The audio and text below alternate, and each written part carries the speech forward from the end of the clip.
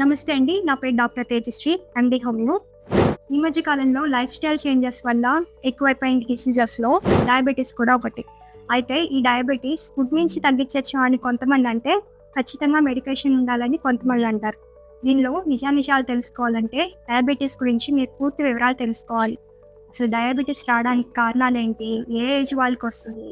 వచ్చిన తర్వాత ఎలాంటి సింప్టమ్స్ డెవలప్ అవుతాయి? ఆ డెవలప్ అవ్వడానికి కారణాలేంటో తెలుసుకుంటే డయాబెటిస్ మీరు ఫుడ్ నుంచి తగ్గించుకోవాలా లేకపోతే మెడికేషన్ అవసరమో మీకే అర్థమవుతుంది. ఈ వీడియోలో నేను మీకు ఆ పూర్తి డీటెయిల్స్ చెప్పబోతున్నాను. డయాబెటీస్లో 2 రకాలు ఉంటాయి. ఒకటి టైప్ 1 డయాబెటీస్, 2 టైప్ 2 డయాబెటీస్. రెండిట్లోనూ బ్లడ్ గ్లూకోజ్ లెవెల్స్ ఎక్కువగానే ఉన్నా ఈ 2 రావడానికి మాత్రం వేరే వేరే కారణాలు ఉంటాయి. టైప్ 1 డయాబెటీస్ రావడానికి మెయిన్ రీజన్ ఏంటంటే, మీకు సింపుల్గా అర్థమయ్యేలా చెప్తున్నాను. మన ఇంట్లో షుగర్ని పౌడర్ చేసుకోవడానికి మిక్సీ వాడతాం కదా, అలాగే బ్లడ్లో షుగర్ని ఎనర్జీగా కన్వర్ట్ చేయడానికి ప్యాంక్రియాస్ ఇన్సులిన్ని ప్రొడ్యూస్ చేస్తుంది. ఒకవేళ ప్యాంక్రియాస్ ఇన్సులిన్ ప్రొడ్యూస్ చేయలేకపోతుంది అనుకోండి, బ్లడ్లో షుగర్ లాగే ఉండిపోతుంది, ఎనర్జీగా కన్వర్ట్ కాదు. ఆటోమేటిక్గా బ్లడ్లో షుగర్ లెవెల్స్ రైజ్ అయిపోతాయి. సో ప్యాంక్రియాస్ ఇన్సులిన్ ప్రొడ్యూస్ చేయకుండా ఏది ఆపుతుందంటారు? బయట నుంచి ఏదో ఫారిన్ బాడీస్ వచ్చి బ్లాక్ చేయట్లేదు. ఇక్కడ ఇన్సులిన్ ప్రొడ్యూస్ అవ్వకుండా ఆపేది మన బాడీలో ఇమ్యూన్ సెల్స్ అనమాట. అంటే మన బాడీలో ఇమ్యూన్ సెల్స్ మనకి ఎగైనెస్ట్గా వర్క్ చేస్తున్నాయి కాబట్టి దీన్ని ఆటో ఇమ్యూన్ డిసీజ్ అంటారు. ఆటో ఇమ్యూన్ డిసీజెస్ అంటే గుర్తుపెట్టుకోండి, మన ఇమ్యూనిటీ మనకి ఎగైనెస్ట్గా వర్క్ చేస్తే దాన్ని ఆటో ఇమ్యూన్ డిసీజెస్ అంటారు. ఇది టైప్ 1 డయాబెటీస్ యంగ్ అడల్ట్స్లో ఎక్కువగా వస్తుంది.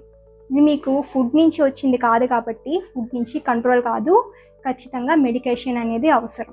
Next one type 2 diabetes.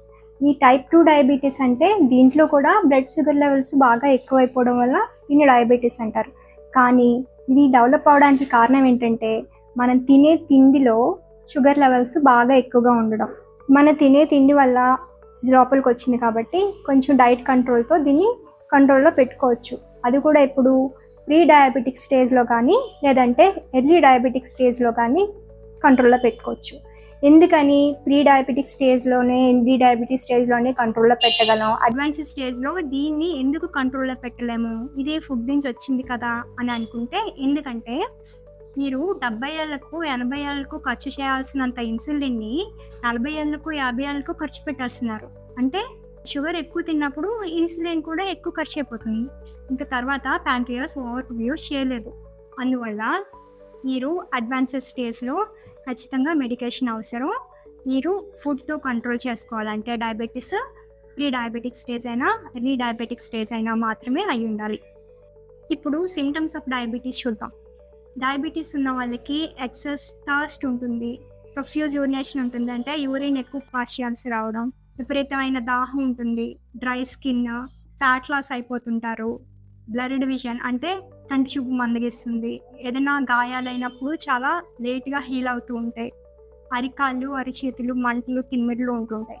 అయితే ఈ సిమ్టమ్స్ అన్ని బాడీలో ఎందుకు డెవలప్ అవుతుంటాయో నేను ఇప్పుడు ఒక్కొక్కటి ఇంక ఎక్స్ప్లెయిన్ చేస్తాను. ఫస్ట్ విపరీతమైన దాహం, అలాగే యూరిన్ ఎక్కువ ఎందుకు పాస్ చేయాల్సి వస్తుందంటే బ్లడ్లో షుగర్ కంటెంట్ ఎక్కువైపోతుంది కదా, ఆ షుగర్ని అంటే అంత కాన్సన్ట్రేటెడ్ షుగర్ని డైల్యూట్ చేయడానికి సెల్స్లో ఉన్న వాటర్ అంతా బ్లడ్లోకి వచ్చేస్తుంది అనమాట.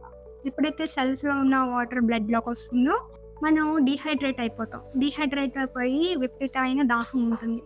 అలాగే బ్లడ్లోకి వాటర్ కంటెంట్ ఎక్కువ వచ్చేస్తుంది, కానీ ఎందుకు వచ్చిందో కిడ్నీస్ తెలియదు కదా, ఎక్కువ వచ్చిన వాటర్ని కిడ్నీస్ ఫిల్టర్ చేసేస్తూ ఉంటాయి. అలా ఫిల్టర్ చేసేయడం వల్ల ఎక్కువసార్లు యూరిన్ పాస్ చేయాల్సి వస్తుంది.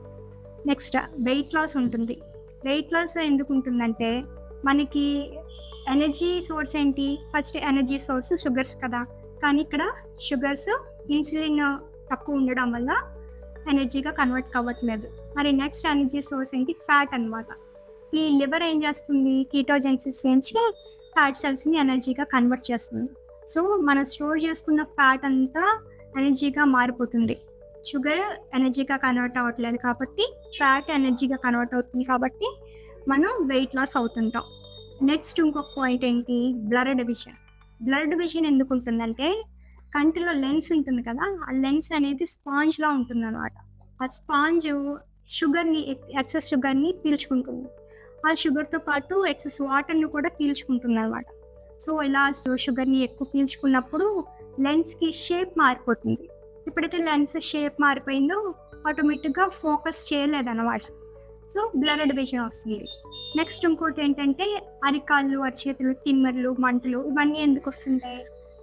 మన బ్రెయిన్ నుంచి నర్వ్స్ ఉంటాయి కదా, ఆ నర్వ్స్కి ఎండింగ్స్ ఎక్కడ ఉంటాయంటే అరికాళ్ళలోను అరిచేతుల్లోనూ నర్వ్స్ ఎండింగ్స్ ఉంటాయి అనమాట.